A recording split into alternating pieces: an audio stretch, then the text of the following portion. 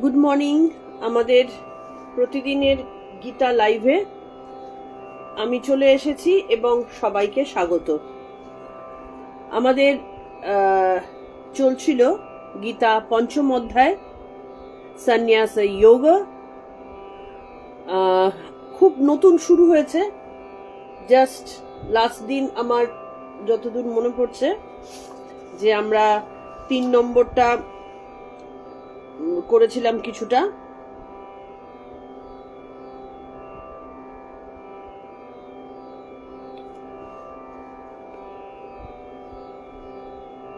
তিন নম্বর হয়ে গিয়েছিল, আমরা 4 বোধহয় কিছুটা শুরু করেছিলাম। আমরা শুরু করব এরপর থেকে ঠিক প্রতিদিনের মতো প্রণাম মন্ত্র দিয়ে শুরু করব। যেটুকু আমাদের হয়েছে সেইটুকু আমরা শ্লোকগুলো একটুখানি পড়ব, মানে ঠোঁটে উচ্চারণ করব। যাদের যাদের মনে হচ্ছে যে শ্লোকগুলো মানে জানার, যাতে করে আমাদের প্রোনাউন্সিয়েশনে কোনো প্রবলেম না হয়, তারা আমার সাথে একটা দুটো করে, কারণ আমি তো প্রত্যেক দিনই শ্লোকগুলো পড়ছি, শুনতে শুনতে পড়তে পড়তে জিনিসটা হয়ে যাবে আশা করি। তো যাদের যাদের মনে হচ্ছে সামনে যদি বই থেকে থাকে, তাহলে আমার সাথে প্রতিদিন, আমি যেহেতু রিপিট করি শ্লোকগুলোকে, বারবার বলা হয়েই যায়, তো আমার সাথে সাথে করলে তাহলে আমার মনে হয় এই যে শিখতে অসুবিধা হওয়া বা পড়তে না পারা, এই প্রবলেমটা বোধহয় চলে যাবে। সুপ্রভাত পলি, গুড মর্নিং মিতাদি। তো সেই কারণে আমার সাথে যদি কেউ এটা পড়তে চাও, কারণ আমাকে অনেকবার বলা সত্ত্বেও আমি সত্যি কথা এক মুহূর্ত আমি বার করতে পারছি না যেটাতে আলাদা করে শ্লোকগুলো শেখানোর মতন সময় আসে আর কি, আমি পারছি না। তো সেই কারণে আমি তো প্রত্যেক দিন শ্লোকগুলো পড়ি। সামনে যদি বইটা কেউ নিয়ে বসো এবং প্রতিদিন এই যে এতবার করে শোনা হচ্ছে শ্লোকগুলো, এবং প্রত্যেক দিনই কিন্তু শোনা হচ্ছে, তো সেই কারণে আর আমি খুব স্পিডে পড়ি না। তো স্পিডে পড়া হয় একেবারে লাস্টের দিকে, যখন অনেকগুলো শ্লোক হয়ে গেছে তখন পড়া হয়। ততদিনে আমার মনে হয় তোমাদেরও জানা হয়ে যাবে। সেই কারণে সামনে বইটা খুলে যদি আমার সাথে সাথে উচ্চারণ করতে থাকো, মাঝে হয়তো আটকাবে, যদি আটকায় তাতে চিন্তা নেই, পরবর্তীতে আবার আমার লাইফটা চালিয়ে যদি শুনতে থাকো, একবার দুবার তিনবার শুনলে জিনিসটা মুখে সড়গড় হয়ে যাবে। প্রথম দিকে একটু কষ্ট হয়, তারপরে কিন্তু জিনিসটা অনেক ধাতস্থ হয়ে যায়। আমরা প্রণাম মন্ত্র দিয়ে শুরু করছি। আমাদের হবে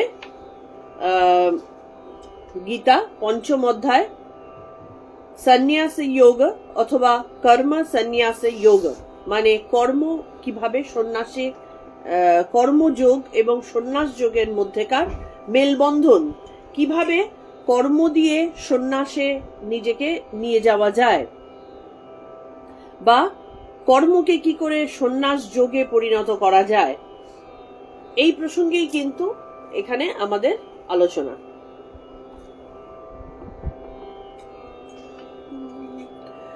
বসুদেবসুতং দেবং কংসচাণূরমর্দনম দেবকী পরমানন্দং কৃষ্ণং বন্দে জগদ্গুরুম, কৃষ্ণং বন্দে জগদ্গুরুম। ওম শ্রী পরমাত্মনে নমঃ। শ্রীমদ্ভগবদ্গীতা अथ पंचमोऽध्यायः। अर्जुन उवाच सन्न्यासं कर्मणां कृष्ण पुनर्योगं च सांशसि यच्छ्रेय एतयोरेकं तन्मे ब्रूहि सुनिश्चितम्। श्रीभगवानुवाच सन्न्यासः कर्मयोगश्च निःश्रेयस्कराबुभौ तयस्तु कर्म सन्न्यासात् कर्मयोगो विशिष्यते। ज्ञेयस्य नित्यसन्न्यासी यो न द्वेष्टि न काङ्क्षति নির্দ্বন্দ্বো হি মহাবাহো সুখম বন্ধাৎ প্রমুচ্যতে। এই 3 নম্বর অবধি আমার ধারণা পড়া হয়েছিল। 3 নম্বরটা মোটামুটি বোঝা আশা করি সকলের হয়েছে। আমি যদি ভুল থাকি কেউ একটুখানি বলে দাও যে আমার 3 নম্বর হয়েছিল নাকি 2 করে 3 অল্প একটু হয়েছিল, সেটা আমার মনে পড়ছে না। তাহলে আমি 3 আর যাব না, একবারে 4-এর দিকে চলে যাব।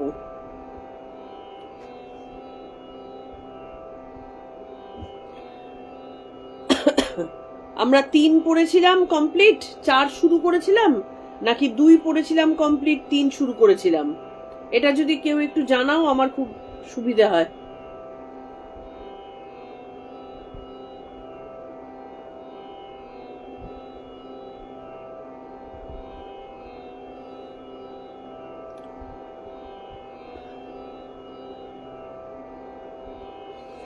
আমি পুরোনোটা দেখতে পাচ্ছি না, কেউ যদি একটু জানাও আমার খুব সুবিধা হয় যে আমি 2 পড়ে 3 শুরু করেছিলাম না 3 পড়ে 4 শুরু করেছিলাম।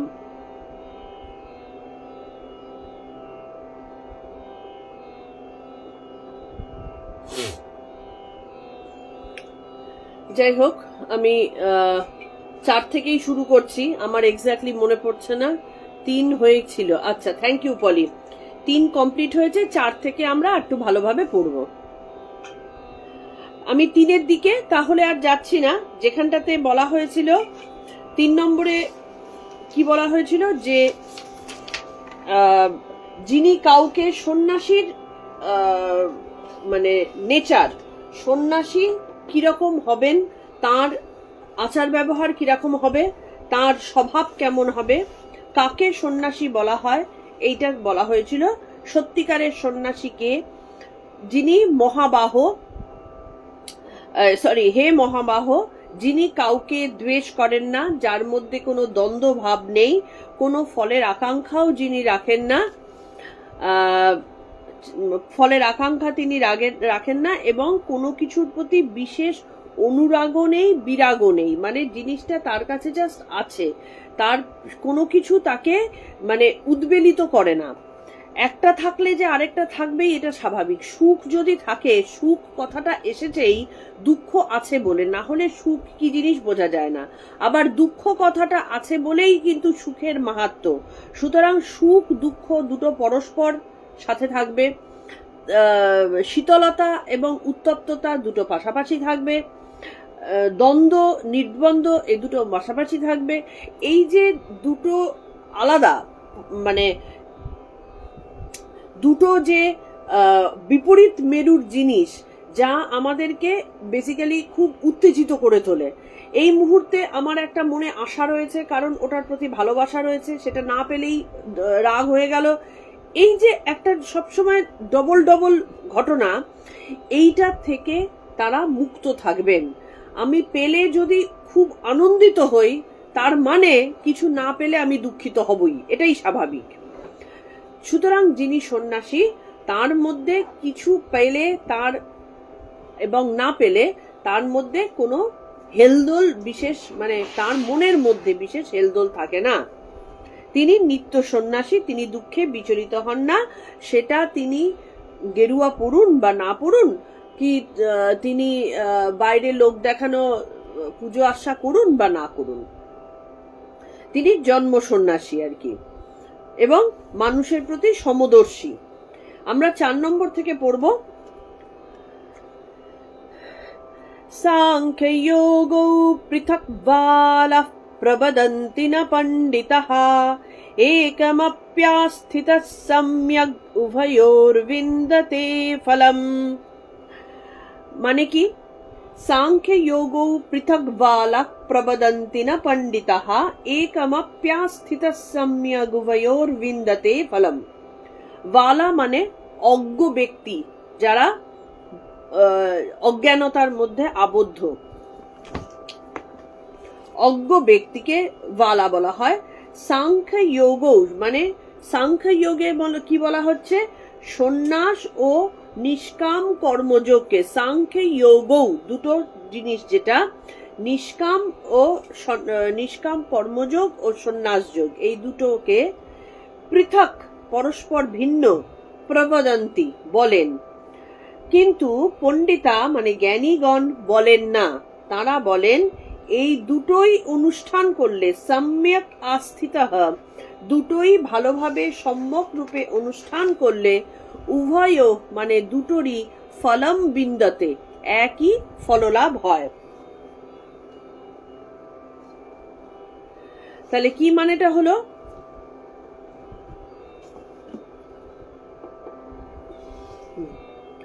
যে অজ্ঞ ব্যক্তি তারা যদি কখনো বলেন যে যোগীকে একজন দেখে কি একজন কর্মীকে দেখে যদি বলেন যে এ সারাদিন ধরে কাজ করে বেড়াচ্ছে, তার দ্বারা কিছু হবে না, আবার যে সারাদিন ধরে চোখ বন্ধ করে সন্ন্যাসের ইয়ে করছে মানে সন্ন্যাস যোগকে পালন করছে, তারই একমাত্র উন্নতি হবে বা তারই একমাত্র ফললাভ হবে, এইটা হচ্ছে অজ্ঞ লোকের কথা, অজ্ঞানতার কথা।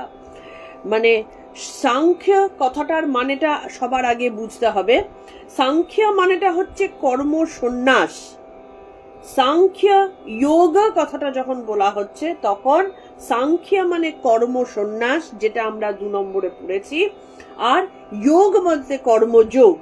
এই দুটো মিলে কিন্তু সাংখ্য যোগ, এই দুটো মিলেই কর্ম সন্ন্যাস যোগ।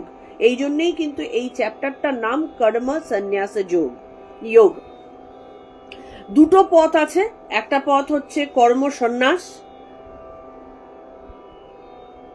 হ্যাঁ কর্ম সন্ন্যাস। এই কথাটাকে বলা হয় কি, কর্মকেও সম্যক রূপে ত্যাগ করা। সমস্ত কিছু ত্যাগ তো আছেই, আশা আকাঙ্ক্ষা ফলাকাঙ্ক্ষা সব ত্যাগ আছেই, কর্মকেও ত্যাগ করা কথাটার অর্থ তিনি মানে তার ফল সম্পূর্ণরূপে ত্যাগ করছেন এবং তিনি বলছেন আমি সন্ন্যাসী, কারণ আমি সব ত্যাগ করেছি, আমি কোনো কাজ করি না, আমি কি করি, আমি শুধু জ্ঞান বিচার করি, এটা সন্ন্যাসী। তিনি শুধু জ্ঞান বিচার করেন। আর মহাবাক্য, এই যে তত্ত্বমসি বা অহম ব্রহ্মাস্মি, এই দুটো ধ্যান করি। এই দুটো ধ্যান মানে কি, এটাকে নিজের মধ্যে এমন ভাবে বসানো যে এটা ভাবতে ভাবতে ভাবতে ভাবতে তিনি সেইটাই হয়ে যাবেন। মানে এটা কিন্তু আমাদের বলতে পারো মানে আমরা ওই যে ম্যানিফেস্ট করি না, এই ম্যানিফেস্টেশনের একটা ব্যাপার। যে স্বামীজিও বলছেন, তুমি যদি ঠাকুর বলছেন যে তুমি যদি নিজেকে বারবার পাপি পাপি ভাবো, নিজেকে বারবার ছোট ভাবো, বা আমার ভুল হচ্ছে আমাকে অমুক পাপ দেবে, হ্যাঁ মানে শুধু যদি নিজেকে ছোট ভাবতে থাকো, তাহলে সেটাই কিন্তু তুমি হয়ে যাবে। এই চেষ্টাটাই কিন্তু এইটারই মানে আরো দৃঢ় যে অনুষ্ঠান, সেটাই কিন্তু সন্ন্যাসী মানে যারা জ্ঞান মার্গী সন্ন্যাসী, জ্ঞান মার্গ মানে বিচার অবস্থার মধ্যে দিয়ে যারা যাচ্ছেন, তারা কিন্তু এটাই করতে থাকেন। তারা সারাদিন বসে বসে এই যে ধ্যান করছেন, এই যে ভাবছেন, এই যে সাংখ্যকে দৃঢ়ভাবে প্রতিষ্ঠিত করছেন, কি করছেন, ভেতরে অহম ব্রহ্মাস্মি, আমার ভেতরের এই শরীরটা বাদ চলে যাচ্ছে, মন বাদ চলে যাচ্ছে, বুদ্ধি বাদ চলে যাচ্ছে, চিন্তা বাদ চলে যাচ্ছে, আনুষঙ্গিক জগৎ বাদ চলে যাচ্ছে, সমস্ত কিছু বাদ গিয়ে আমি ব্রহ্ম, এটাই ব্রহ্ম, এইটাতে তারা, এবং এটাকেই মহাবাক্য বলা হয়, এইটা তারা বিচার করে যাচ্ছেন, ধ্যান করছেন। এবার বিচার কিভাবে করছেন, তারা বুঝতে পারছেন যে এটার মধ্যে মানে অহম ব্রহ্মাস্মি কথাটা যখন বিচার করছেন, তখন এই যে শঙ্করাচার্যের কথা যে আমি মনও নই, আমি বুদ্ধিও নই, আমি জ্ঞান নই, আমি ভক্তি নই, আমি এই পঞ্চতত্ত্ব নই, আমি নিঃশ্বাস প্রশ্বাস জাগতিক কোনো কিচ্ছু আমি নই, এই যে বিচার করে করে করে করে সেটাকে মনের মধ্যে ঢুকিয়ে দেওয়া, তখন কি হয়, ওইটা মানে একদম দৃঢ়ভাবে মনের ভেতরে বসে গেল, তখন আর মনও থাকলো না, তখন ওটাই হয়ে গেল। তাহলে এই বিচার তারা সারাদিন ধরে করছেন, মহাবাক্যের ধ্যান করছেন, এটা হচ্ছে জ্ঞানের পথ, বিচারের পথ। এটা শুরুটা হচ্ছে সদা সদ বিচার। ঠাকুর কথামৃতে বলছেন না, সদা সৎ বিচার করবে, যে এইটা করলে আমার এই ভালো হবে, এইটা না করলে আমার এই খারাপ হবে। এই যে বিচার, এটা উচিত না অনুচিত, এটা কি আমাকে আমার মানে আক্ষরিক লক্ষ্যের দিকে নিয়ে যাচ্ছে না যাচ্ছে না। যদি আমার আসল লক্ষ্য কি সেটাকে একবার দৃঢ়ভাবে জেনে যাওয়া যায়, তাহলে এই লক্ষ্য দিকে যা আমাকে নিয়ে যাবে, এই লক্ষ্যর দিকে যা নিয়ে যাবে সেটাই আমার সৎ, যা আমাকে লক্ষ্য থেকে দূরে নিয়ে আসবে সেটাই আমার অসৎ। এমনিতে ভারতবর্ষের কোনো শাস্ত্রে পাপ বলে কোনো জিনিস কিন্তু নেই, ভুল আছে, পাপ নেই। যেমন অন্যান্য আব্রাহামিক রিলিজিয়ানগুলোতে পাপ একটা বিশাল বড় ব্যাপার, যে সবাই খালি পাপ করে ফেলে তার জন্য ভগবান শাস্তি দেন না। আমাদের মধ্যে কিন্তু হিন্দু ধর্মে পাপ কিছু নেই, ভুল আছে। কোনটা ভুল? আমি যে রাস্তায় যাওয়া উচিত সেই রাস্তায় না গিয়ে আমি অন্য রাস্তায় চলে গেলাম। তার মানে কি, আমি বাড়ি যাচ্ছিলাম, বাড়ি না যেতে গিয়ে এমন একটা রাস্তায় চলে গেলাম যে আমি কবরখানায় পৌঁছে গেলাম। তা এইটা হচ্ছে ভুল। তাহলে যে পথ আমাকে আমার লক্ষ্যের দিকে নিয়ে যাবে সেটাই হচ্ছে সৎ পথ, যা আমাকে লক্ষ্য থেকে বিচ্যুত করবে তাই হচ্ছে অসৎ পথ। তাহলে এর জন্য যা যা করা দরকার সেটা ভালোভাবে বিচার করে, যেমন আমি খুব ছোট ছোট বলছি, এইটা জ্ঞানীর বিচার অবশ্যই নয়, জ্ঞানীরা আরো অনেক উন্নত মার্গে তাদের চিন্তা ভাবনা, সেটা আমাদের পক্ষে করা সম্ভব নয়, বা আমার তো সেই ভাবনাটা আসার কোনো জায়গায় নেই। যেমন আমরা অনেক সময় উপোস করি, হ্যাঁ, এটা একটা রাস্তা বটে। যখন আমি উপোস করার চিন্তাটা করছি তখন দুরকম চিন্তা হতে পারে। এক চিন্তা হচ্ছে যে আমি একটা বিচ্ছিরি কোনো সাংসারিক জালে জড়িয়ে আছি, আমি জানি আমার এইটা করার জন্য অমুক দেবতাকে তুষ্ট করতে হবে, সেই দেবতার প্রভাবে আমার এই প্রবলেমটা হচ্ছে, ওই গ্রহের প্রভাবে আমার এই প্রবলেমটা হচ্ছে, তাকে তুষ্ট করার জন্য আমি একটা পথ অবলম্বন করছি, যে আমি দেখো কত কষ্ট করছি, তাকে দেখানো যে দেখো আমি তোমার জন্য কত কষ্ট করছি, আমি উপোস করে সেই কাজটা করছি, এটা একটা। আবার অনেকে আছেন যে প্রচন্ড ভালোবাসায়, ঈশ্বরের প্রতি ভীষণ ভালোবাসায়, যে না এ আমার সন্তান সম, এই ঈশ্বর আমার সন্তান সম, তাকে খেতে না দিয়ে আমি খাবো না, আমি একটা কৃচ্ছ সাধন করছি, বা এই উপোসের মাধ্যমে আমি আমার ভেতরে একটা সংযম অভ্যাস করছি, এটা আরেকটা রাস্তা। তাহলে আমি কোনটা করছি? আমি উপোস করছি আমার সংযম অভ্যাসের জন্য, নাকি আমি উপোস করছি আমার কোনো জাগতিক অসুবিধা আছে তার থেকে পরিত্রাণ পাওয়ার জন্য? যদি সংযম অভ্যাসের জন্য হয়ে থাকে তাহলে উপোসে কোনো কষ্ট তো হবেই না, উল্টে কিছু তার শুভ ফল লাভ হবে, এবং আমার সুস্থ চেতনার উন্মেষ হবে। কারণ আমি এই যে আত্মিক উন্নতির জন্য, সংযমের জন্য আমি যখন উপোস করছি, তখন অবভিয়াসলি আমি উপোস করে খিটখিট করব না, বা আমি এমন কিছু করব না যেটাতে অন্য লোকে তিতিবিরক্ত হয়ে যায়। আমি উপোস করব। উপোস কথাটার মানে হচ্ছে উপবাস, ঈশ্বরের কাছে বাস।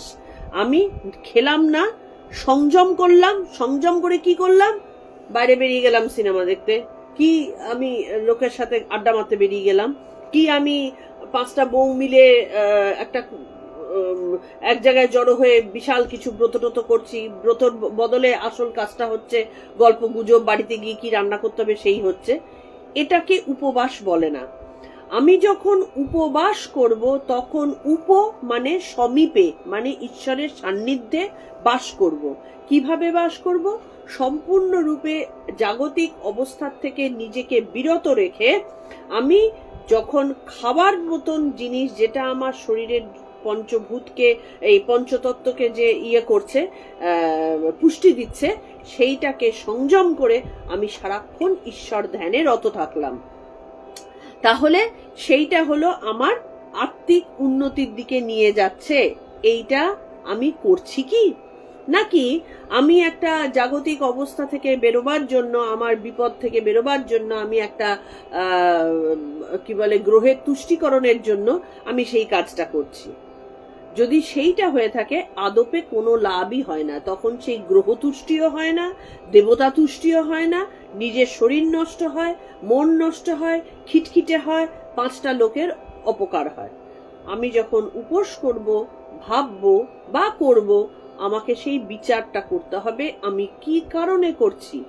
এই হচ্ছে বিচার, আমাদের জ্ঞানীদের বিচার এটা নয়, জ্ঞানীদের বিচার আরো উচ্চ স্তরের বিচার। কিন্তু আমরা যদি নিজেকে সেই জায়গায় নিয়ে যেতে চাই, আমরা তো একেবারে এবিসিডি থেকেই শুরু করব। তো সেই কারণে একেবারে সূক্ষ্ম লেভেল থেকে, সূক্ষ্ম মানে ক্ষুদ্র লেভেল থেকে আমাদের এই রকম ভাবে চিন্তা করতে হবে নিজেকে দিয়ে, যে আমি এই কাজটা করছি, এটার মধ্যে আমার স্বার্থ কতটা আছে, কি কারণে করছি, এটা আমার আসল উপবাস হচ্ছে কিনা। এটা আমি উপবাস দিয়ে উদাহরণ দিলাম, এটা যে কোনো কিছু দিয়ে হতে পারে, যে আমি যে কাজটা করছি সেটা আদপে আমাকে আত্মসংযমের দিকে নিয়ে যাচ্ছে কিনা। কারণ আত্মসংযমের মাধ্যমে চিত্ত শুদ্ধি হওয়ার দ্বার খুলে যাবে, তাই সেইটা হচ্ছে কিনা। তাহলে এইরকম বিচারটা হচ্ছে সদা সৎ বিচার, যে আমি যা করছি এটা সৎ কাজ নাকি এটা অসৎ কাজ, আমি যেটা করছি সেটাতে আত্মতুষ্টি হচ্ছে নাকি আমি সত্যি শিবজ্ঞানে জীব সেবা করার মতন একটা মহান এতে করছি, মানসিকতায় করছি। বা শিবজ্ঞানে জীব সেবা হলে মানসিকতা নিয়ে কোনো চিন্তাই থাকবে না, সেটা হয়েই যাবে, মানে অটোমেটিক্যালি হবে। এই হচ্ছে ব্যাপার। আর কি, নিত্য অনিত্য বস্তু বিচার, এগুলো সবই দেখো কথামৃতে কিন্তু আমরা এগুলোই পড়ছি। ঠাকুর বারবার বলছেন বিচার করতে হয়, যখন ওই মানে ভক্ত সঙ্গে তিনি যখন উপদেশ করছেন এইগুলোই বলছেন না, যে নিত্য অনিত্য বস্তু বিচার, যে আমার চতুর্দিকে যে বস্তু রয়েছে সেটা আমার কি চিরকালীন, সেটা কি আমার থাকবে, যদি না থাকে তাহলে এটার প্রতি মায়া, অতিরিক্ত তীব্র আকাঙ্ক্ষা, এটার কোনো মানে হয় না, সেটাকে ধীরে ধীরে বার করতে হয়। খেয়াল করে দেখবে অনেক সময় অনেক জিনিসের প্রতি কিন্তু আমরা মায়া সহজে ত্যাগ করে ফেলতে পারি। আমরা প্রত্যেকেই একটা বয়সে এসেছি, বা যারা অল্প বয়স থেকেই ইয়ে করছে, মানে এই সমস্ত বিচারের দিকে যাচ্ছে, অনেক কিছুর কিন্তু মায়া অনেক সহজে ত্যাগ করে ফেলা যায়। কিন্তু আমাদের এই যে আত্মীয় স্বজন, বন্ধু বান্ধব, ছেলে মেয়ে, পরিবার পরিজন, এই মায়াটা কিন্তু অনেক শক্ত মায়া, এটাকে সহজে ত্যাগ করা যায় না, এটার জন্য আমরা অনেক জড়িয়ে থাকি। কিন্তু চুপ করে 10 মিনিট 5 মিনিট যে যতটা পারবে একটু সময়ের জন্য নিজেকে বসে বিচার করতে হয়, এই যে এর পেছনে আমি এত ছুটছি, এই যে এদের জন্য এত করছি, এ কি আমার নিত্য, এই মায়াটা কি আমার নিত্য সারা জীবন থাকবে, এই যে বাড়ির পেছনে এত আমি জল ঢেলে যাচ্ছি, এত ইয়ে করে যাচ্ছি, সেইটা কি আমার কাছে থাকবে, যে ছেলে মেয়ের জন্য আমি পাগল পাগল হচ্ছি সেই ছেলে মেয়ে কি আমার ছেলে মেয়ে, এই সংসার কি আমার সংসার, এটা কি আমার আজকে আছে কালকেও থাকবে। তাহলে যে জিনিস আমার থাকবে না, দুদিনের জন্য এসেছে, তাকে দুদিনের মতোই যত্ন করব। যখন কেউ বাইরের থেকে আসে আমাদের বাড়িতে, তখন কি আমরা তাকে অযত্ন করি না, তখন তার আসার জন্য আনন্দ হয়, সে আশায় আমরা গল্প গুজব করে একটা ভালো পরিবেশ কিছুদিনের জন্য হয়তো পাই, দুদিন বাদে সে যখন চলে গেল, একটুখানি মন খারাপ হলো, তারপরে ব্যাস হয়ে গেল। তার প্রতি কিন্তু আমাকে ধরে রাখতেই হবে আঁকড়ে, তার জন্য আছাড়ি পিছাড়ি কান্না, একেবারে প্রাণ হাতে করে তার পেছনে দৌড়ঝাঁপ করা, সেটা কিন্তু আমরা কখনো করি না। তাহলে সেটাই আমাকে বিচার করতে হবে, নিত্য অনিত্য বিচার। কারণ আমি এই কথাটা আসছে এই কারণে, আমি অনেক জায়গাতেই দেখেছি একজন বাড়ি করছে, সেই বাড়ির পেছনে একেবারে মানে প্রাণ ঢেলে দিয়েছে, একেবারে সেই বাড়িতে একটুখানি দাগ লাগলো কি সে তার তিতি বিরক্ত হয়ে গেল, এখানে একটু নোংরা হয়ে গেল কি পাগলের মতন অবস্থা হলো, বাড়ি ছেড়ে এক জায়গায় চলবে না। তাই বাড়িটা কি আমি সঙ্গে করে নিয়ে যাব, না বাড়িটা আমাকে কোথাও পৌঁছে দেবে, কোনোটাই না। এই বাড়িতে একটা ভূমিকম্প হলো, বাড়ি শেষ। হ্যাঁ, তো যেটা আমার কাছে থাকবে না সেটার জন্য অতিরিক্ত মায়া বাড়ানোর কোনো মানে হয় না। এটা কি আমার নিত্য, না এটা অনিত্য, এইটা বিচার করতে হয়, এটাকে বলে বস্তু বিচার। এই বিচারের মাধ্যমে ধীরে ধীরে কি আসে, বৈরাগ্য আসে। যদি কনস্ট্যান্ট বিচার করি, কিন্তু আমাদের মন খুব ডেঞ্জারাস, যেই বিচার শুরু আসবে ঝাট করে অন্যদিকে মন চড়িয়ে দেয়, অনেক যুক্তি টুক্তি দিয়ে দেয়। সেই জন্য বলা হয় যে অল্প বয়স থেকে ধর্মচর্চা, শাস্ত্রচর্চা করতে হয়। তাতে করে কি থাকে, দৃঢ়তা থাকে। যখন মনের মধ্যে, এটা কিন্তু আমার নিজেরও হয়েছিল, মানে এক সময় যে আমি যখন বিচার করছি, বিচার করতে করতে যখন বুঝতে পারছি যে এ তো আমার কেউ নয়, এই সংসার তো আমার কেউ নয়, তখন ঝট করে কিন্তু একটা ভয় ঢুকে যায় যে আরে এইটা তো আমার থেকে চলে গেল, আমি থাকলাম না, এটা আমার কেউ নয়, আমি একা, সারা বিশ্ব ব্রহ্মাণ্ডে আমি একা। এই বোধটা যদি দৃঢ়ভাবে মনের মধ্যে আসে, ঝট করে একটা ভয় কিন্তু ঢুকে যায়। এটা আমার বেশ হয়েছিল। কিন্তু তখন আবার বিচার করার মতন শক্তি রাখতে হয়, বুদ্ধি রাখতে হয়, ক্ষমতা রাখতে হয়, ভয়হীন হতে হয়, যে আমি আবার বিচার করবো যে ভয়টা আমার কিসের ভয় হচ্ছে, এই ভয়টা মানে আদপেও যুক্তিযুক্ত ভয় কিনা, আমার এই ভয় থেকে উদ্ধার করবেন কে। এই বিচারগুলো যখন আসতে থাকবে, তখন ধীরে ধীরে মহামায়াই কিন্তু আমাদের সাহায্য করেন সেই ভয়কে সরিয়ে দিতে। কারণ তিনি বুদ্ধিরূপে প্রকটিত হন, মনের মধ্যে বুদ্ধিরূপে প্রকটিত হন। তিনি তখন দেখিয়ে দেন যে তুমি যে একা ভাবছো নিজেকে, বেসিক্যালি তুমি তো আমি, আছে আর কি, সেই একই জিনিস। সেই ভাব পুরোপুরি আসলে তো হয়েই যেত, কিন্তু সেই ভয় ধীরে ধীরে তিনি কাটিয়ে দেন। তাহলে এই বস্তু বিচার যখন শুরু হয়, তখন ধীরে ধীরে চিত্ত শুদ্ধি হয়। কেন চিত্ত শুদ্ধি হয়? তার কারণ হচ্ছে, আমি যে বিচার যদি না করি, তখনই আমার কারোর প্রতি দাবি আসবে, কোনো কিছুর প্রতি অহংকার আসবে, কোনো কিছুর প্রতি আকাঙ্ক্ষা আসবে, লোভ আসবে, এবং সেগুলোর থেকে হিংসা, দ্বেষ আসবে, এগুলো আসবে। কিন্তু যদি আমি বিচার করতে থাকি যে এটা আমার না, এটা আমার না, এটা আমি নই, এটা আমার থাকবে না, তখন কি হবে, ধীরে ধীরে এই যে জিনিসগুলো, আমি যদি মনে করি এই গয়নাটা আমার নয়, এই গয়নাটা আমাকে মোক্ষ লাভের দিকে নিয়ে যাবে না, এই গয়নাটা আমাকে কোনোভাবে চিরকালীন হতে পারে না, তখন কি হবে, সেই গয়নার প্রতি ধীরে ধীরে আমাদের মোহ কাটতে থাকবে। যেই মোহ কেটে গেল, একটা লেভেলে চিত্ত শুদ্ধি হলো। এইরকম প্রত্যেকটা জিনিস নিয়ে, শুধু গয়না নিয়ে না, কেরিয়ার নিয়ে মনে করো, আমাকে বিচার করতে হবে যে আমাকে অছি রূপে নিযুক্ত করা হয়েছে এই কাজটা করার জন্য। কাজটা কি আমার কাজ? কাজটা ঈশ্বরের কাজ। তিনি আমাকে এই কাজটা করার মতো সক্ষম করেছেন। তাহলে সেটার প্রতি আমাকে, যে প্রমোশন না হলে মরে গেলাম, মাইনেটা না বাড়লে পাগল হয়ে গেলাম, আরেকজন কলিগের ওপরে রাগ হয়ে গেল, আমি পেলাম না, ও কেন পেল, তাহলে এই যে জিনিসটা, ভাবটা কেটে গেল। কারণ আমাকে যেটুকু দেওয়া হয়েছে আমি সেটুকুই করছি, কাজটা মন দিয়ে করে গেলেই হলো, আমার যা ফল সেটা সে ঠিক দিয়ে দেবে। এই যে বিশ্বাস, এই যে বিচার, এই বিচার করতে করতে কি হবে, ওই কম্পিটিটিভ মনোভাবটা চলে যাবে। তো এইরকম ভাবে বস্তু বিচার করতে করতে, নিত্য অনিত্য বিচার করতে করতে আমাদের চিত্ত শুদ্ধি হতে থাকে। একটা একটা করে, যদি কারোর প্রতি হিংসাই না থাকে, তার মানে আমার ভেতরে আর দ্বেষ সৃষ্টি হচ্ছে না। তো এটা সামান্য ছোট্ট একটা বিষয় নিয়ে, হয়তো কেরিয়ার নিয়ে হিংসে আসছে, আবার কোনো সময় হয়তো আমার হচ্ছে না, ছেলেপিলেতে কম্পিটিশন হয়ে গেল, আমার ছেলের সাথে ওর ছেলে। তাহলে এই পুরো জিনিসগুলো একটা একটা একটা ধরে ধরে ধরে ধরে আমরা যদি প্রতি মুহূর্তে বিচার করতে থাকি, আমাদের মধ্যে আর হিংসে ভাব থাকবে না।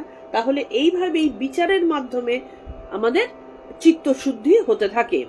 তাহলে এই চিত্ত শুদ্ধি যে মুহূর্তে হবে, আমাদের ভেতরে অটোমেটিক্যালি কিন্তু বৈরাগ্য আসতে থাকবে, বিবেক জাগ্রত হবে, আত্মসংযম চলে আসবে, এবং এইগুলো হলেই আলটিমেটলি কি হবে, কোনো মলিনতা থাকবে না, স্বার্থ বুদ্ধি থাকবে না, এবং আমি কর্তা, আমি ভোক্তা, আমার এই যে আমার এই অহং বোধটা আর থাকবে না।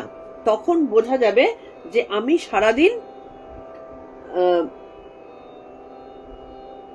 যা করছি, যে শরীর নিয়ে আমি এখান থেকে ওদিকে যাতায়াত করছি, সবই তাঁর, আমার কিচ্ছু না। কিন্তু এটা না করে যদি আমি সন্ন্যাস নিলাম এবং কোনো কাজ করলাম না, সারাদিন ধরে আমি ভাবছি যে আমি সন্ন্যাস নিয়ে আমার যা হওয়ার হয়ে গেছে, আমি বস্তু বিচারও করছি না, আমি জ্ঞান, সন্ন্যাস মানেটা কি? ধরেই নেওয়া হয় যখন কেউ সন্ন্যাস পাবেন, সেই বস্ত্র ধারণ করবেন, যখন তিনি তার সম্যক ত্যাগ করবেন বিরজা মন্ত্রের দ্বারা, সেই যজ্ঞের দ্বারা, তার মানে ধরেই নেওয়া হয় যে তিনি অলরেডি বস্তু বিচারের দিকে, তিনি নিত্য অনিত্য বিচারের দিকে চলে গেছেন। এক্সপেক্টেড যে তিনি কোনো কাজ তখনই করবেন না যখন তিনি বসে বসে সেই আত্মতত্ত্ব চিন্তা করবেন। যদি সেটা না করেন, আমি আত্মতত্ত্ব চিন্তাও করছি না, দুনিয়ার জায়গায় ঘুরে ঘুরে বেড়াচ্ছি, আর কাজ না করার, যেহেতু ভক্ত টক্ত আছে, তারা আমাকে যে ভক্ত বেশি খেতে দিচ্ছে সেই ভক্তটা একটু বেশি ভালো, যে দিচ্ছে না তার উপরে একটু রাগ, কুটকচালি করলাম, অথচ গেরুয়া পরে আমি ঘুরে বেড়াচ্ছি, বিচার করছি না, মাঝে মধ্যে চোখ বন্ধ করে একটু বসে আছি, একটু হয়তো ধ্যান জপ করলাম, কিন্তু এটা হলো না। তাতে করে কি হয়, ওই মুহূর্তের জন্য চেষ্টা করে হয়তো এগিয়েছিলাম, আলটিমেটলি অন্তর্মুখী হওয়ার বদলে মন বহির্মুখী হয়ে যায় এবং ঈশ্বর চিন্তা সেখানে আর ঠাঁই পায় না। এবার কি হচ্ছে, এইটা এক ধরনের আমি সন্ন্যাসের কথা বললাম। এরপরে আসছে কর্মযোগ। এটাই কিন্তু অর্জুনকে শিক্ষা দিচ্ছেন যে তুমি কোনটা করছো। পণ্ডিতরা, যারা অজ্ঞ ব্যক্তি, তারা বলবেন যে ওই সন্ন্যাস করে তারা বসে আছে তারাই হচ্ছে আসল মোক্ষ লাভ করবে, আর যারা এই দৌড়দৌড়ি করে বেড়াচ্ছে তারা করবে না।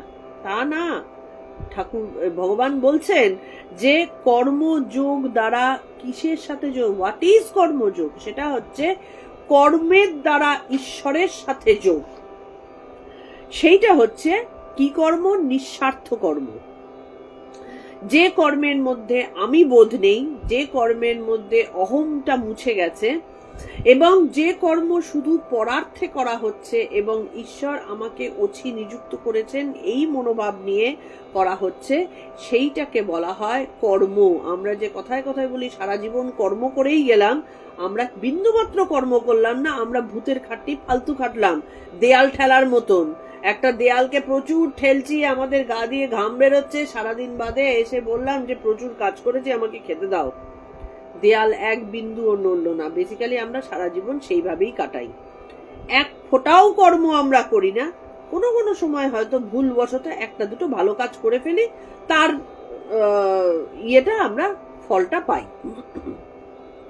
কিন্তু আমি যখনই যা কাজ করব সেটাকে যদি আমরা ঈশ্বরের সাথে যোগের নিমিত্ত হিসাবে ধরি, যে যা কাজ করছি ঈশ্বরে অর্পণ করছি এবং পরার্থে করছি, শিব জ্ঞানের জীব সেবা করছি, তখন কি হয়, লোক কল্যাণে করছি, তখন সেটাকে নিষ্কাম কর্ম বলে, নিঃস্বার্থ কর্ম বলে, এবং সেইটার মাধ্যমে চিত্তশুদ্ধি ঘটে। তাহলে আলটিমেট কাজটা কি?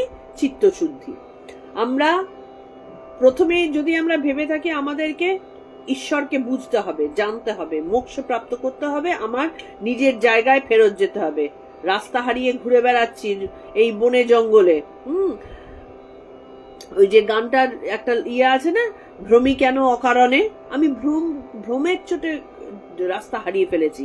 তাহলে আমার উদ্দেশ্যটা কি? আমি হারানো রাস্তার থেকে আমি আসল রাস্তায় গিয়ে পড়বো। তাহলে তার জন্য কি করতে হবে? আমাকে কি বলে, ওই সন্ন্যাস প্র্যাকটিস করতে হবে অথবা কর্ম প্র্যাকটিস করতে হবে। আসল কাজটা কি? এইটা করার জন্য চিত্তশুদ্ধি, যা কিছু করি না কেন চিত্তশুদ্ধি, এটাই আসল উদ্দেশ্য। তার যা যা পন্থা আছে তার মধ্যে কর্মযোগ হচ্ছে একটা পন্থা, আলটিমেটলি তাকেও সেই একই চিত্তশুদ্ধির দিকে নিয়ে যাবে। এখানে বলছে গীতা শাস্ত্রটাই হচ্ছে কর্মযোগের শাস্ত্র। গীতার মধ্যে কিন্তু পূর্ণরূপে কর্মযোগ আছে, এবং স্বামীজি সেটার উপরেই জোর দিয়ে তার ভাইদের বলতেন, ভাই মানে তার গুরু ভাইদের কি বলতেন, যে তোরা পরের জন্য খাটতে খাটতে মরে যা, আমি সেই দেখে আনন্দ পাবো। কেন? ওই খাটনি দেখে তার আনন্দ হবে কেন? কারণ তিনি জানেন ওই খাটনিটা খাটতে খাটতে তাদের মনে চিত্তশুদ্ধি ঘটবে। মানুষের পুজো কর, আমি একমাত্র তাকেই আমি দেবতা বলে জানি যারা মূর্খরা মানুষ বলে। কথাটা কি সুন্দর। স্বামীজি বলছেন আমি তাকেই ভগবান বলে জানি যাকে মূর্খরা মানুষ বলে, তার মানে মানুষের মধ্যেই ভগবান রয়েছে। তাদের জন্য তোরা খাটতে খাটতে মরে যা। ঠাকুর শ্রী রামকৃষ্ণ বলছেন যত্র জীব তত্র শিব। যত জীব রয়েছেন সর্বত্র সবকটা শিবের প্রকাশ। শিবের প্রকাশ মানে ব্রহ্মের প্রকাশ। শিবই কোনো সময় জীব রূপে মানুষ রূপে দেখা দিচ্ছেন, কোনো সময় কীট পতঙ্গ রূপে দেখা দিচ্ছেন, কোনো সময় কুকুর রূপে দেখা দিচ্ছেন, তিনিই করছেন। সেই জন্য জৈন ধর্মাবলম্বীরা খেয়াল করে দেখবে তারা মুখে কাপড় বেঁধে থাকে যাতে করে নিঃশ্বাস প্রশ্বাসের মাধ্যমেও কোনো জীব হত্যা না হয়ে যায়। অতখানি আমরা করতে পারি না। আমাদের ঠাকুরের দেখানো পথই অবলম্বন, সহজ পথ তিনি বলে দিয়েছেন।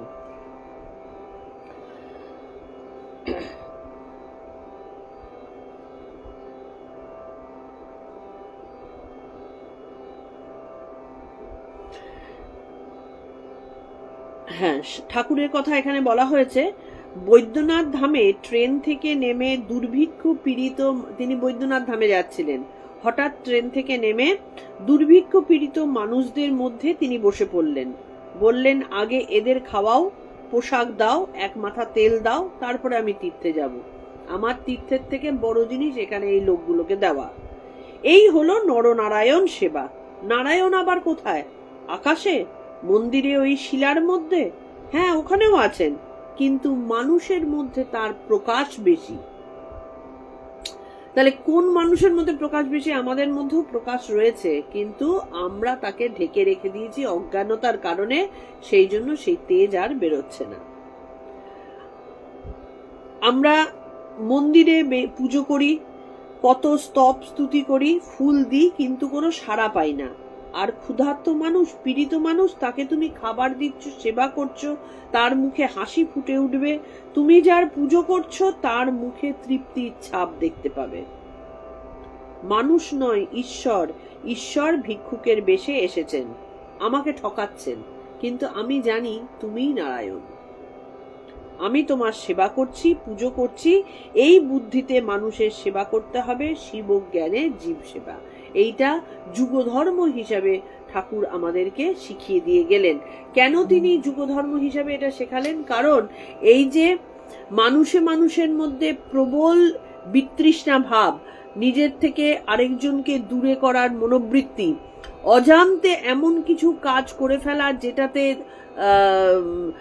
আরেকজনকে ছোট করা হয়ে যাচ্ছে, আমরা না বুঝেও এমন অনেক কাজ করে ফেলি স্বভাববশত, যাতে করে আমি মনে করছি আমি তো ঠিকই চিন্তা করছি, কিন্তু চিন্তা ঠিক করছি না, আমরা স্বভাবের কারণে অনেক সময় অন্যের ক্ষতি করে ফেলি। সেই জন্য যদি প্রত্যেকটা কাজকে আমরা ধরে ধরে আমার নিজের বিচার করতে থাকি, তাহলে এই জন্মেই আমাদের চিত্তশুদ্ধি ঘটবে এবং পরজন্মেই আমাদের ঈশ্বর প্রাপ্তি হবে। এটাই আর কি। থ্যাংক ইউ পারমিতা, তুমি দেখতে পারছো প্রতিদিন এবং দেখছো, থ্যাংক ইউ। আচ্ছা, তাহলে কি বলছেন? তারপরে বলছেন সাংখ্যে যোগ পৃথকবালা প্রবদন্তি, মানে অজ্ঞ এবং অল্প বুদ্ধির মানুষ মনে করে কর্ম সন্ন্যাস মানে কাজকে ত্যাগ করা, মানে কর্মফলকে ত্যাগ করা, এবং কর্মযোগ নিঃস্বার্থভাবে কাজ করা। তাহলে দুটোর মধ্যে কি পার্থক্য হলো? কর্ম সন্ন্যাস ও কর্মযোগ। একটা হচ্ছে সমস্ত কর্ম ত্যাগ, মানে সমস্ত কর্মফল ত্যাগ, আর একটা হচ্ছে কর্মযোগ, নিঃস্বার্থ কর্ম করা। তাহলে দুটোরই কিন্তু একই জিনিস। যারা শাস্ত্রজ্ঞ পণ্ডিত তারা এ কথা বলেন না। এটা কিসের উত্তরে ভগবান বললেন? অর্জুন যখন জিজ্ঞেস করলেন যে তুমি একদিকে বলছো কর্ম সন্ন্যাসের কথা, মানে কর্ম ত্যাগের কথা, আরেকদিকে বলছো কর্ম করার কথা, মানে কর্মযোগের কথা, তাহলে এই দুটোর মধ্যে আমি কোনটা করব, কোনটা শ্রেয়, কোনটা ভালো? কারণ এর আগে তো কর্ম সন্ন্যাসের কথা বলা হয়েছে। সন্ন্যাসের কথা বলা হয়েছে, তাহলে আমি কি করব? তো তখন ঈশ্বর বললেন যে দুটোই তোমার পক্ষে, মানুষের পক্ষে শ্রেষ্ঠ, দুটোই একই জায়গায় নিয়ে যায়, দুটোই আমাদেরকে সেই মোক্ষ লাভ করিয়ে দেয়, কিন্তু এই যুগ হচ্ছে কর্মের যুগ, সেই কারণে তোমাকে যুদ্ধ করতে হবে। যুদ্ধ করতে হবে মানেটা কি? কর্ম করতে হবে। তুমি যদি কর্ম না করো তাহলে আলটিমেটলি অলসতা পূর্ণ মস্তিষ্কে তুমি তমগুণের পরিচয় বহন, তমগুণের ভেতরে তুমি ডুবে যাবে। এবং খেয়াল করে দেখবে, যারা যারা ভেতর থেকে কর্ম করছে না, অন্তর থেকে যারা কর্ম, মানে কোন কর্ম? শুধু হাতের কর্ম না, মানে রান্না বান্না, বাইরের অফিসিয়াল কাজকর্ম করা, কম্পিউটার চালানো, এগুলোতেও যদি আমরা করতে থাকি, আমাদের মাথাটা যদি ঠিকঠাক ভাবে এনগেজ থাকে, বাইরের কিছু আসছে না, তখন দেখবে মানে আমাদের ভেতরে কিন্তু ভুল চিন্তা আসার জায়গা পায় না। ভুল চিন্তা আসে কাদের? যাদের ভেতরে ওই ইয়েটা নেই, মানে কাজ করার কোনো মানসিকতা নেই। আমি আরাম করব, আমি আয়েশ করব, আমি সারাদিন ধরে কি বলে নিজে মস্তিতে কাটাবো, এদের মাথাতেই কিন্তু ভুলভাল চিন্তা ভাবনাগুলো আসতে থাকে। যারা নিজেকে সারাদিন কর্মে প্রবৃত্ত রাখছে, ঠিক আছে আমার হাতের কোনো কাজ নেই, হতে পারে আমার মাথার কোনো কাজ নেই, আমি জ্ঞান বিচার করব তখন বসে, আমি দুটো শাস্ত্র পড়বো তখন বসে, আমি এমন কিছু, ঠিক আছে আমার শাস্ত্র পড়ারও ক্ষমতা নেই, আমি এমন কিছু জিনিস শুনবো যেটা আমার আত্মিক উন্নতি ঘটাবে, সেটাও হচ্ছে না, ভালো লাগছে না, আমার সেই মানসিকতা নেই চুপ করে বসার, তাহলে আমি সারাদিন এমনি কাজ করব, সেলাই করব, পেন্টিং করব, আমার কোনোভাবে মাথাকে আমি খালি রাখবো না। এবং যখন করব, পেন্টিংটাই করছি, হয়তো একটা সুন্দর ছবি আঁকছি, কি সুন্দর একটা জিনিস তৈরি করছি, মাথায় কি রাখবো? আমি এটা ঈশ্বরের জন্য করছি, এবং ঈশ্বর আমাকে সেই অনুমতি দিয়েছেন, সেই ক্ষমতা দিয়েছেন যে এইটা আমি করতে পারছি, সুতরাং তিনি খুশি হচ্ছেন, তিনি আমাকে ক্ষমতাটা দিয়েছেন এটা করার, আমি সেটা করছি এবং তিনি খুশি হচ্ছেন।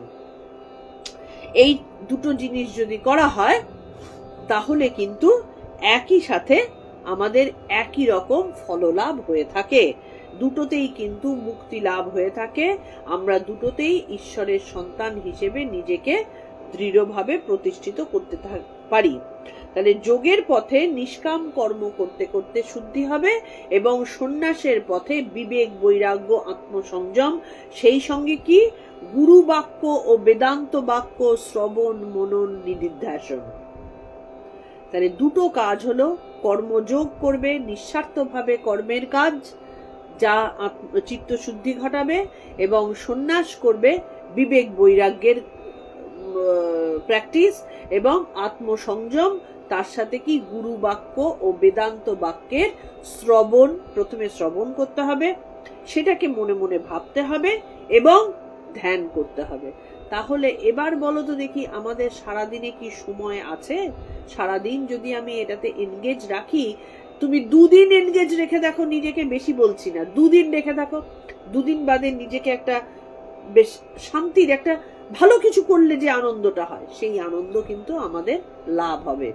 তাহলে আমরা যদি কাউকে ছোট করি যে ও এইভাবে চলছে সুতরাং এ সন্ন্যাসী না, আর ও ঘরে থাকে সুতরাং ভুল পথে যাচ্ছে, কেউ কাউকে বললে, নিজেকে কেউ যদি অতিরিক্ত হাম্বড়াই ভাব মনে করে, সেটাতে কোনো কিছু ব্যাপার নেই আর কি, মানে সেটা দিয়ে কেউ মনোক্ষুণ্ণতা আনবে না।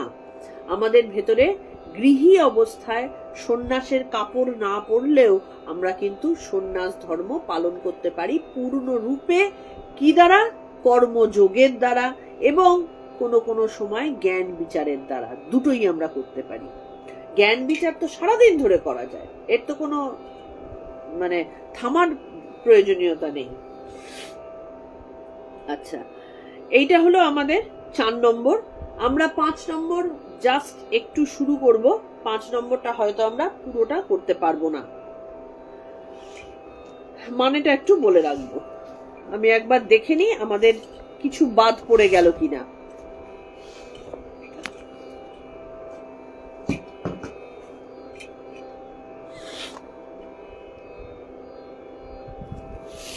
হ্যাঁ, আমি শুধু একটুখানি যৌগিক মার্গটা বলে দিই এখানটাতে, যে যৌগিক মার্গে যেটা বলা হয়, তাহলে আমাদের 5 নম্বরটা বলছি না, যৌগিক মার্গটা অল্প একটু কিছু ছোট ছোট জিনিস বাদ পড়ে গেছে, সেটা আমি বলে দিই। যৌগিক মার্গে যিনি যোগ প্র্যাকটিস করছেন তারা কি করছেন, সাংখ্য যোগ বা ক্রিয়া যোগ যারা প্র্যাকটিস করছেন, সেখানে বলছেন দুটোর মধ্যেই প্রাণায়াম আছে। প্রাণায়াম কথাটা কি হচ্ছে? প্রাণের আয়াম, প্রাণকে প্রপারলি চালনা করা। বাতাসের মাধ্যমে যে প্রাণ আমাদেরকে জীবকে জীবন দিয়েছে, সেইটাকে প্রপার জায়গায় চালনা করা। প্রপার জায়গা মানে কি? যেখানটাতে আমাদের প্রাণের উৎপত্তি এবং প্রাণের শেষ, মানে যেখানে আসল, সেটা হচ্ছে আমাদের সুষুম্না কাণ্ডের মধ্যে দিয়ে প্রাণকে চালনা করা। আমরা কেউ করি না, কিন্তু আমরা ইরা পিঙ্গলা দিয়ে প্রাণকে চালনা করি, সুষুম্না কাণ্ডের মধ্যে দিয়ে চালনা করি না। সেটা একমাত্র চিত্ত শুদ্ধি না ঘটলে হয় না, সেই একই জিনিস। তাহলে সেখানটাতে প্রাণ এবং মন, এই দুটোকে এক করে ফেলা। আমাদের মনের উৎপত্তি কিন্তু প্রাণকে ইরা পিঙ্গলার মধ্যে চালনা করার জন্য হয়। মন বলে যে ব্যাপারটা, আমরা অনেক সময় মন, আত্মা এগুলোকে সব গুলিয়ে ফেলি, কিন্তু মন জিনিসটার উৎপত্তি হয় প্রাণ যখন ইরা আর পিঙ্গলার মধ্যে দিয়ে কনস্ট্যান্ট নড়াচড়া করতে থাকে। কিন্তু যদি সুষুম্নার মধ্যে দিয়ে প্রাণকে একবার চালনা করা হয়ে যায়, তখন মনের আর কোনো অস্তিত্ব থাকে না, প্রাণ এবং মন এক হয়ে যায়। তখন মানুষের মধ্যে কোনো চিন্তার উদ্ভব ঘটে না, কারণ তখন মন বলে কিছু থাকেই না। তখন তিনি একমাত্র ঈশ্বরের সাথে যুক্ত হতে পারলেন, কারণ ব্রহ্মের যে অবস্থান, সেই জায়গাটাকে তিনি অনুভব করতে পারলেন। তাহলে প্রত্যেকটাতেই কি ওই মানে প্রাণের মধ্যে মন রেখে সেইখানটাতে যখন সুষুম্না দিয়ে আমাদের যাত্রা শুরু হয়, সেই কূটস্থে দৃষ্টি রেখে, তখন কিন্তু জ্ঞানী এবং যোগী দুজনেই হয়তো দুরকম ভাবে করছেন। আমি বস্তু বিচারের মাধ্যমেও তার সেই এক জায়গায় লয় হয়ে যাচ্ছে, আবার যিনি যোগী তিনি ক্রিয়ার মাধ্যমে সেই একইভাবে প্রাণকে চালনা করছেন। দুজনেই আলটিমেটলি সেই ক্রিয়ার পরাবস্থায় যে কূটস্থে একদম দৃঢ়ভাবে স্থিতিশীল হয়ে গেল, সেটাকে তোমার এই বলে নাদবিন্দু ভেদ করে যাওয়া। সেই নাদবিন্দু ভেদ করে যে স্থিতিশীল অবস্থা লাভ হয়, দুটো একই হলো। জ্ঞানের মাধ্যমেও যা হচ্ছে, যোগের মাধ্যমেও সেই একই হচ্ছে। কারণ আলটিমেটলি এই যে কূটস্থে যখন জ্যোতি দর্শন হওয়া শুরু হয়, তখন কিন্তু একটা স্থিতিশীলতা লাভ হয়। এটাকে পরাস্থিতি লাভ করা বলে। এই পরাস্থিতি, ক্রিয়ার পরে যে পর অবস্থা, সেই পরাস্থিতি লাভ অবস্থায় সেই একই জিনিসের দর্শন হয়, একই জিনিসের শ্রবণ হয়, একই জায়গায় গিয়ে পৌঁছানো যায়। কারণ চিত্ত মানে মনের সমতা, মন বলে কিছু থাকলো না, সেই একটাই জায়গায় স্থিতিশীলতা লাভ করলো, এবং সেইটার মাধ্যমেই মন প্রাণ দুটোই এই কূটস্থে স্থির হয়ে যোগের ভেতরে, মানে ব্রহ্মের রাস্তার, ব্রহ্মরন্ধ্রের নাদ বিন্দু ভেদ করে এক জায়গায় স্থিতিশীল অবস্থায় থাকে। তার কিন্তু আর জাগতিক চিন্তা ভাবনা, জাগতিক বোধ আর কিছু থাকে না।